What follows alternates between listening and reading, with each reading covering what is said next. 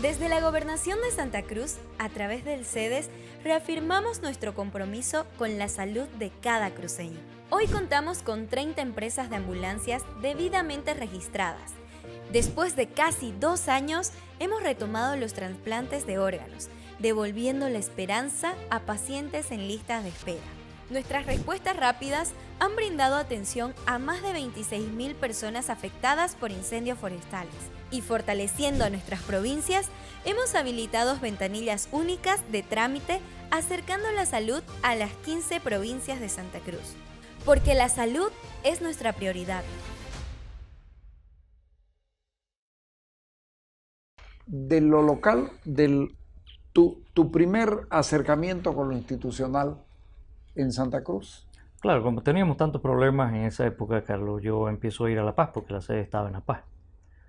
Empiezo a ir a La Paz a las reuniones de Cifavol y bueno, ahí empiezan a surgir una serie de cosas y a demandarse un cambio generacional. No, la institución era una institución muy elitista porque obviamente la industria farmacéutica en La Paz se consideraba viejos, ¿no? Y de hombres bien mayores, ¿no? Sí. Entonces ahí empieza un movimiento generado por, como te decía, la C22, la de conformidad de las acciones que se estaban tomando, una ley que se venía, que era la ley del medicamento del año 86, y una serie de cosas más que hacen que con el apoyo del mismo paceño, yo asuma la presidencia a los 32 años, no había cumplido los 32 años. Primer presidente cruceño en 52 años, historia de Cifavol, y peor a la edad que lo hice, ¿no? No había cumplido 32 años todavía, Carlos. Y asumo la presidencia de Cifavol, y obviamente me toca el gran desafío entre lo interno y lo externo, la negociación del TLC con Estados Unidos. Ya. ¿No? Que obviamente esa fue una de las razones por las que yo entro, ¿no? Apoyado por todos, ¿no? Porque todos entendieron el riesgo tremendo que nosotros corríamos si es que el TLC se aplicaba como estaban siendo negociados.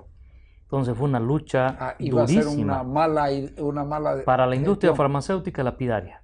O sea, no hubiera existido industria farmacéutica nacional ahorita si es que se aceptaba en las condiciones que se estaban negociando. No hubiera existido, Carlos. Hubiera sido muy difícil la existencia si hubiéramos existido y logrado sobrevivir. ¿No? Entonces fue una lucha férrea, acompañar a las reuniones a todas partes, meterse de lleno en eso, porque obviamente estaba nuestro futuro pues, en juego, ¿no? No había negociación siquiera. No, déjame esto, no. No había tal, no querían aceptar ellos, ¿no? El tema de las patentes era fatal para el país, no solamente para nosotros.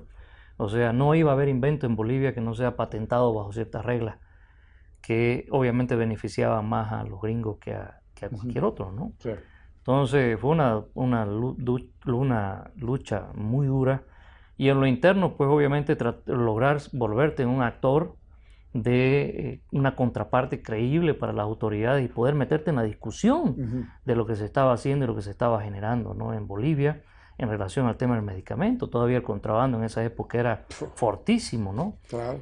Y obviamente venía todo un proceso con la participación popular de cambio en cuanto a la adquisición de medicamentos ya en regiones, en distritos y todo eso, que necesitábamos regularlo, y ahí viene el compro boliviano, Carlos. Yo también formé parte de la negociación del compro boliviano y logramos que en el compro boliviano se haga un acápite especial para el medicamento. Y por primera vez en la historia se privilegia a la industria farmacéutica en Bolivia. Ah, mira vos. Por primera vez en la historia de Bolivia. Entonces se dice, muy bien, señores, las instituciones del Estado, al comprar un medicamento, tienen que privilegiar a lo hecho en Bolivia. Mientras demuestre que tienen se le va a dar mayor privilegio mientras mayor insumo boliviano tengan dentro de su proceso, ¿no?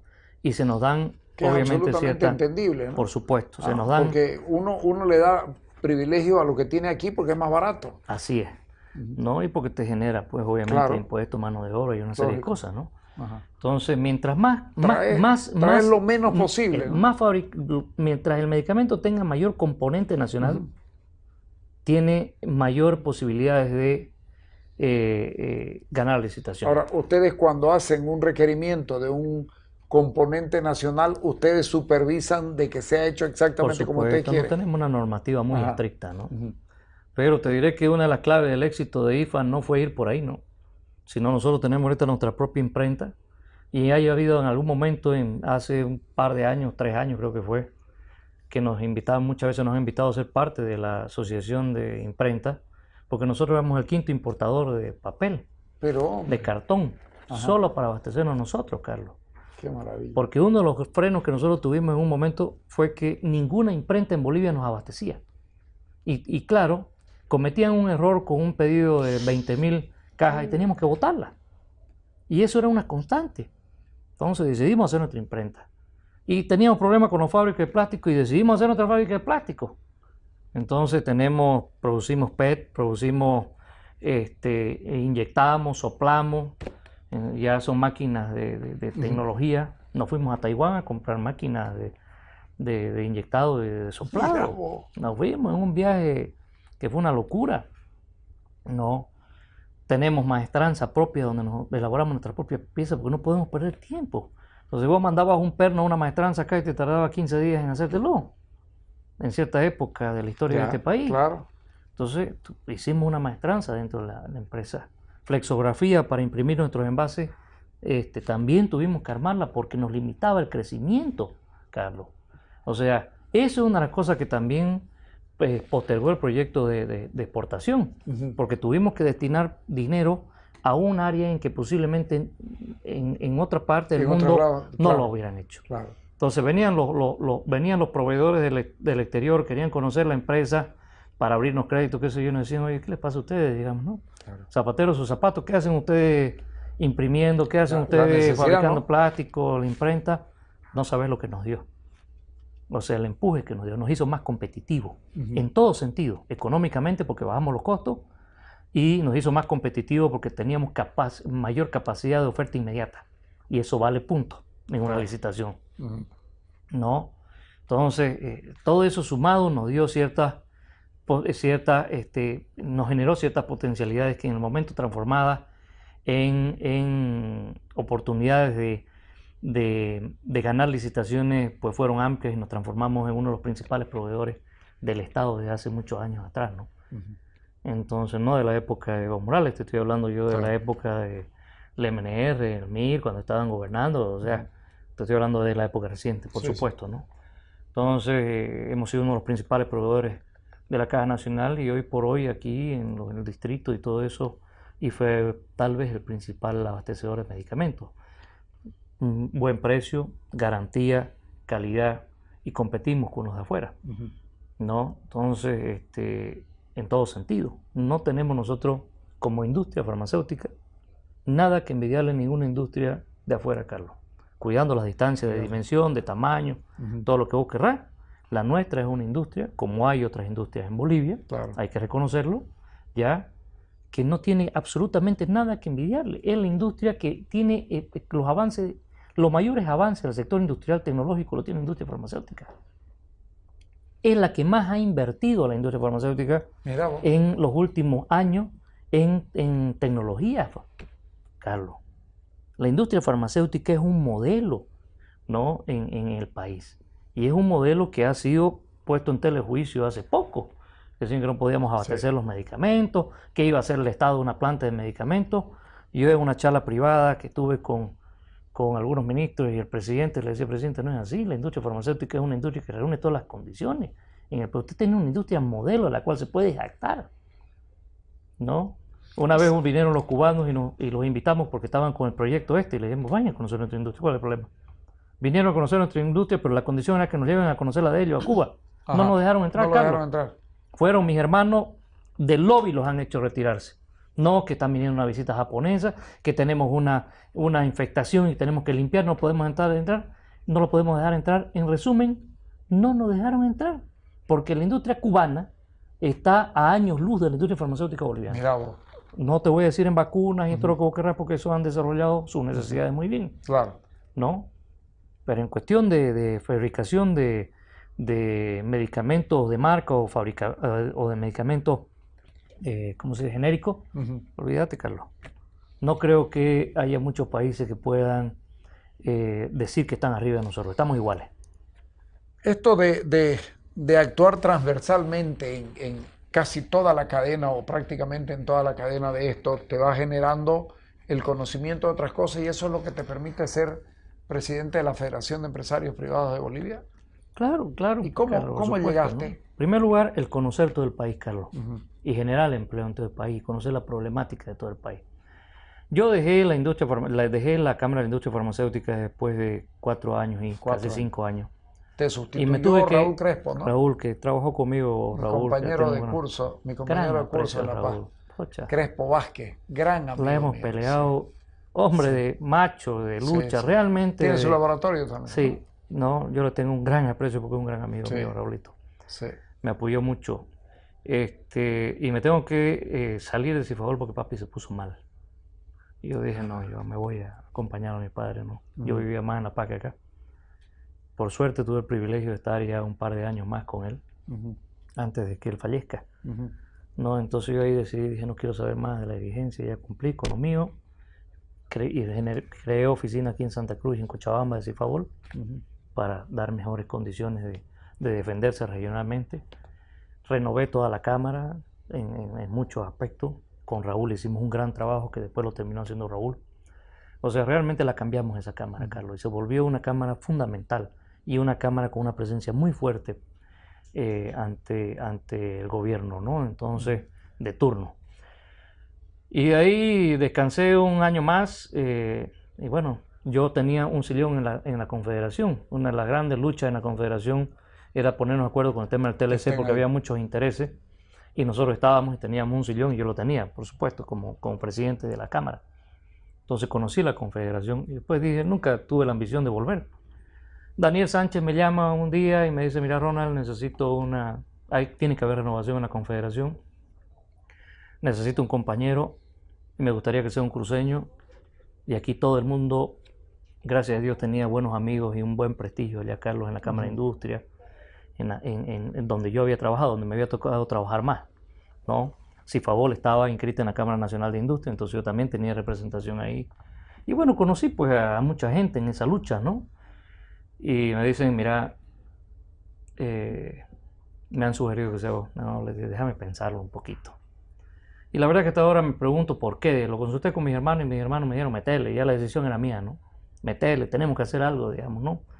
Lo que está pasando no está bien, habían sido 4 años muy difíciles con el gobierno, desastroso, Carlos. Y Es que estos últimos 8 años no han sido fáciles para los empresarios con el gobierno. no, es que a ver, Uh-huh. Carlos, tal vez me equivoque yo en una visión política porque no soy político, ¿no? Pero siempre he creído que en cada gobierno va a haber sectores privilegiados, ¿no? Siempre, Porque obviamente por es la supuesto, lógica. Claro. No La debería misma ser así, tal vez. tendencia del gobierno, la misma tendencia, claro. Si el gobierno Sí. es más de derecha, más de izquierda, centro, qué sé yo. Incluso siendo pro empresario, tiene una mirada del desarrollo que es distinta a lo mejor de la tuya. Así es. ¿Qué vas a hacer? Así que vas a hacer. Entonces, cuando nosotros aceptamos ese tipo de realidades, entonces podemos nosotros mirar el futuro de una manera diferente. Los primeros 4 años fueron desastrosos. Ahí estaban varios empresarios huidos, varios empresarios exiliados porque hubo enfrentamientos, no estábamos de acuerdo con la lógica, porque desde el principio no aceptamos que este gobierno teníamos que encarar la relación con este gobierno de una manera diferente, ya que este gobierno desde el principio definió que los empresarios no eran parte de sus sectores privilegiados, más bien eran el objetivo. Así es. ¿No? Entonces, después de esos 4 años entramos con Daniel, en las charlas que yo tenía con Daniel previa, le decía, a ver, comentame cuál es tu visión para ver si la compartimos, para que yo pueda saber si me puedo meter y si las condiciones se dan para que podamos hacer algo juntos. Y después de muchas charlas, obviamente coincidimos plenamente en los dos de que había que cambiar las cosas, Carlos, porque sentíamos que el sector empresarial no había entendido qué clase de gobierno era el que tenía al frente y cómo debía aprender a lidiar con ese gobierno. Nosotros la tuvimos desde el principio clara y establecimos un proceso, ¿no? El proceso era primero restablecer la relación que duró 1 año. Durante 1 año fue puro charlas por debajo, café aquí, charlas acá con gente más afín que nos podía acercar, mensajes al presidente, mensajes al vice, ¿no? De que queríamos restablecer la relación, hasta que el presidente dice después de 1 año, bueno, a ver, ¿no? Seguramente después de haber visto un año cómo actuábamos y habernos investigado y ver tal vez nuestra forma de pensar, dijeron, bueno, muy bien, señores, juntémonos. Y empieza a construirse una relación de confianza. Y las primeras veces fueron muy duras, ¿no? Muy duras porque las posiciones eran muy radicales y había mucha desconfianza de las dos partes. De las dos partes. ¿No? Y la confederación no es pues una taza de leche, Carlos. No, claro. Ahí en la confederación hay alrededor de 30 entre sectores y federaciones. A ver, ponernos de acuerdo pues entre 30 que tenemos a veces visiones tan diferentes, claro, económicas o necesidades o objetivos, o obviamente perseguimos diferentes claro, objetivos, perdón la redundancia, que es muy difícil ponernos de acuerdo en un solo objetivo. Y eso fue lo que se logró en esa gestión. Ponerlos a todos y decirles, señores, tenemos que recuperar, dejen su diferencia al lado, porque aquí el momento que ahora todos somos empresarios. Estamos en la misma olla todos. El rato que nos hundamos, nos hundimos todos. El rato que nos quemamos todos. No existe diferencia. Así que dejen su diferencia de lado. No los banqueros, los constructores, que los unos, que los otros, que los de comercio, que los de industria. Dejen su diferencia de lado porque así no vamos a lograr recomponer las cosas. Y por primera vez en muchos años, Carlos, se da unidad de criterio y confían en este proyecto y nos ponen al frente y la relación empieza a construirse. No, esa relación empieza a construirse, empiezan a darse las condiciones y de ahí obviamente que la confederación empieza a tomar cierto protagonismo importante, aunque muchos empresarios malinterpretan ese acercamiento, dicen, bueno, ahora que tenemos acercamiento, queremos lograr nosotros cosas. No se dan cuenta de que seguíamos siendo todavía objetivos, no seguíamos siendo parte y nunca vamos a ser parte de un gobierno como este. Eso es lo que yo una vez conversando con vos te digo, hay ahí una diferencia entre resiliencia y colaboracionismo, porque también se confunde eso. Por supuesto, ¿No es que cierto? algunos confundieron que era colaboracionismo y no era así, Carlos, en ningún caso. O sea, la estrategia era controlar los daños de la normativa que se podía generar, no, de las leyes que se podían generar, que podían afectar a todo y tratar de sernos la más dura posible y que no destruya el aparato productivo. ¿No? Durante 5 años estuvimos con un control de daño que nos permitió relacionarnos con el gobierno en el buen sentido, decirle, oiga, espérese un rato, usted está haciendo esto, nosotros proponemos esto, por esto. Cambió la visión de la discusión de parte nuestra. Y eso generó confianza en el gobierno, porque, caramba, ustedes tienen razón, que el efecto de esto puede ser más negativo que positivo. Pero eso hay que explicarlo todos los días y punto por punto y a cuantas veces sea necesario. Sea necesario, porque es una cuestión de persistencia, porque hay que entender ya. Hay gente que ha asumido ministerios y obviamente no tenía ningún tipo de conocimiento de lo que era el ministerio y obviamente lo que tenía que hacer ese ministerio, ¿no? Entonces, cosas como esas nos han pasado en todos los ámbitos de toma de decisiones, direcciones, ¿cómo se llaman? Las famosas autoridades, no autoridades de empresa, autoridades, qué sé yo, todas las autoridades, ni qué decir de viceministerios o cargos más bajos, incluso ministerios, ¿no? Entonces, era muy difícil porque es una cuestión de persistir y persistir, ¿no? Y aquí el fracaso hubiera estado en que vos hubieras levantado la mano y te hubieras acobardado. El liderazgo que tenía que ser tan persistente en entender que nos estábamos jugando la vida, digamos, en el futuro, ¿no? Entonces que teníamos que ser propositivos. Y no es exageración, ¿no? No es exageración decirlo, nos jugamos la vida. No, por supuesto, hemos tenido 4 años de nacionalizaciones, Carlos, y podían haber continuado, porque las bases sociales estaban exigiendo más nacionalizaciones, exigían que se nacionalice la banca. Hemos peleado contra eso nosotros, hemos llegado a esa batalla. Exigían que se nacionalice la banca y la racionalidad en el gobierno se impuso.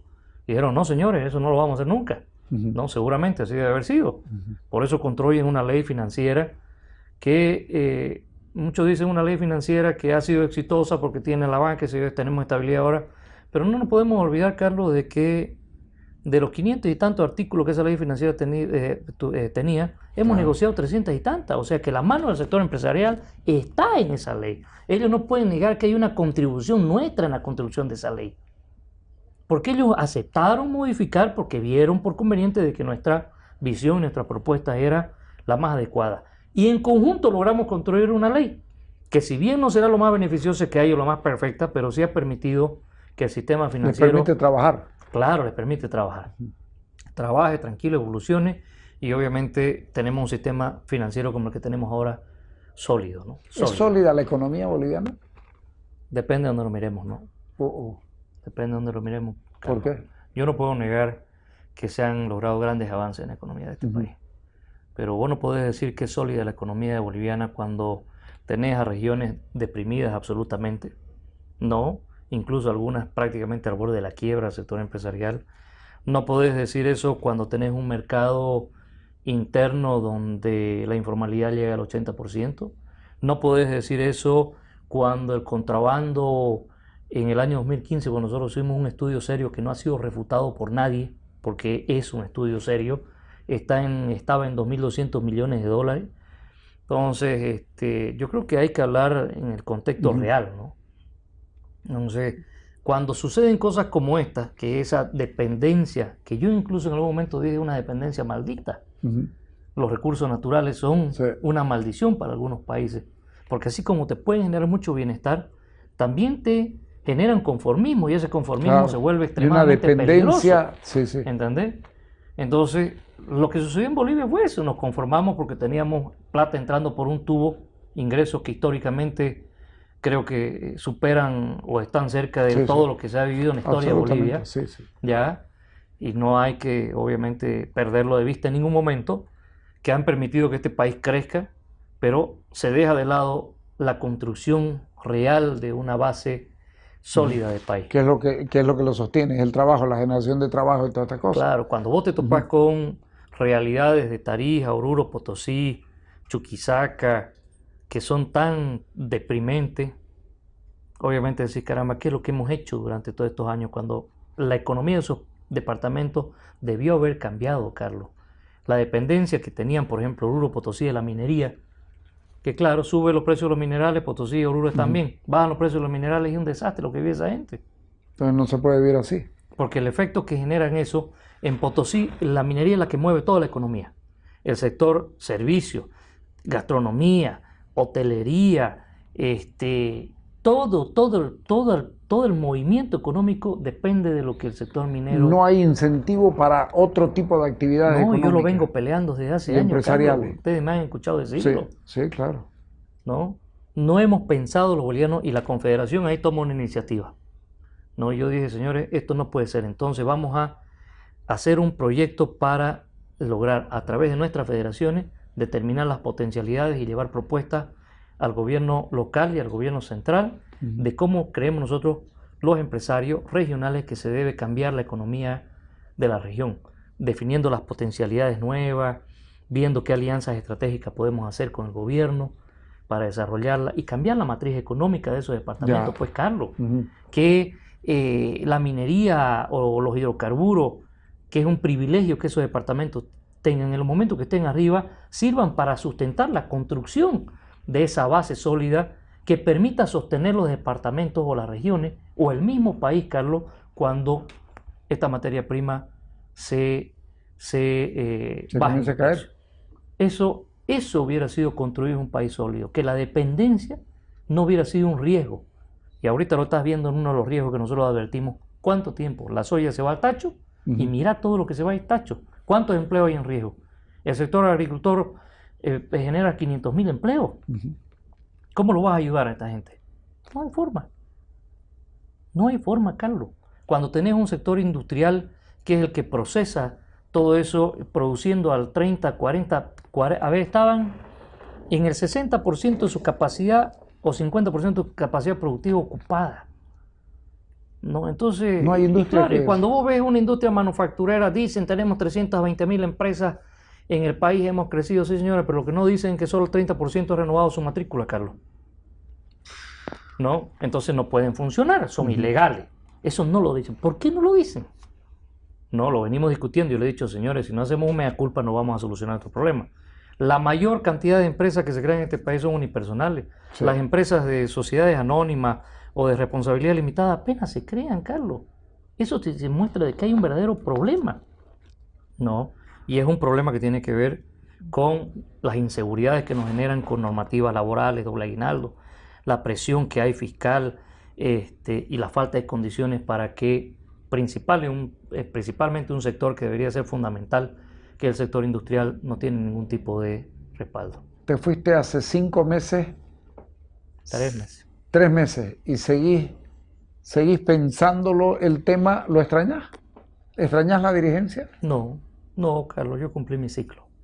Y un hombre tiene que saber cuándo cumple su ciclo. La Confederación necesitaba una renovación de liderazgo, pero una renovación que pueda seguir con el camino que era lo que todos queríamos, ¿no? Los empresarios en este país. El camino del diálogo persistente, el camino de ser permisivo con ciertos golpes que recibimos cuando hemos estado negociando cosas que son buenas para el país y al otro día nos salen con historias como por ejemplo ahora la modificación del Código Penal, donde no van a penalizar a los sindicatos o a los trabajadores que puedan causar daño a las empresas o parar las empresas, boicot y todas esas cuestiones. Son duros golpes, pues, Carlos. ¿No? Entonces eso desincentiva al sector. En algún momento a mí me preguntaban ¿por qué los empresarios sacan su plata afuera? No saquen pues su plata afuera. Han sacado $1.000 millones en tanto tiempo los empresarios por la vía legal, obviamente. ¿Por qué la sacan? Pero no me pregunten a mí. O sea, pregúntense ustedes mismos por qué el empresario no quiere invertir en su país y le está sacando la plata afuera. Quiere decir que el Estado no está cumpliendo con su rol. Porque el rol del Estado parte del rol del Estado es generar las condiciones para que el sector empresarial se desarrolle y genere un efecto multiplicador positivo en la economía. Totalmente positivo. Porque lo que nosotros generamos como empresarios privados en este país, Carlos, es un efecto multiplicador positivo en todos los aspectos. Impuestos, bienestar para las familias que trabajan para nosotros. O sea, un efecto multiplicador positivo donde se mire. No existe ya. Entonces ahí es donde nosotros vemos la debilidad del Estado. La debilidad del Estado en no haber generado las condiciones en una época de oro en que todo este tipo de situaciones que estamos viviendo pudieran haber sido evitadas si hubiéramos generado las condiciones necesarias que nosotros las hemos propuesto con 82 propuestas que este país podía haber sido absolutamente diferente. ¿Ya? Si el Estado lo hubiera aplicado adecuándola obviamente a la visión del gobierno, a la ideología, todo lo que vos querrás, somos conscientes de eso, pero hubiéramos tenido una Bolivia diferente. Y Bolivia, Carlos, crecer un 4,5%, un 5% en una economía tan pequeña como esta y con tantas necesidades, donde seguimos siendo los últimos en educación, los últimos en salud, los últimos en generación de oportunidades para nuestros jóvenes, los más complicados en generar empresas, los más complicados en generar oportunidad. Por favor, o sea, no hay misterio donde perderse. No es bueno crecer solo al 5%. No, para Bolivia no. No, porque podríamos haber crecido mucho más, Carlos. En primer lugar, porque teníamos la seguridad de que si hubiéramos hecho unos ajustes al modelo económico, podríamos haber crecido mucho más que lo que necesita Bolivia. Bolivia necesita crecer a un ritmo de 7% anual, por lo menos, para sacar de la pobreza a nuestra gente y para cambiar la realidad. ¿Durante cuántos años? Por lo menos durante 10 años, Carlos. Bueno. Por lo menos durante 10 años. Pudiera quedarme conversando más con vos, pero el tiempo es tirano. Te agradezco por venir.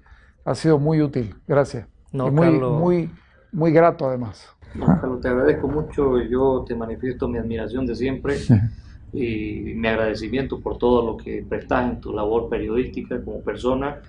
Y para mí ha sido un honor y un placer estar aquí. Muchas gracias por la invitación, Carlos. Gracias. Vámonos.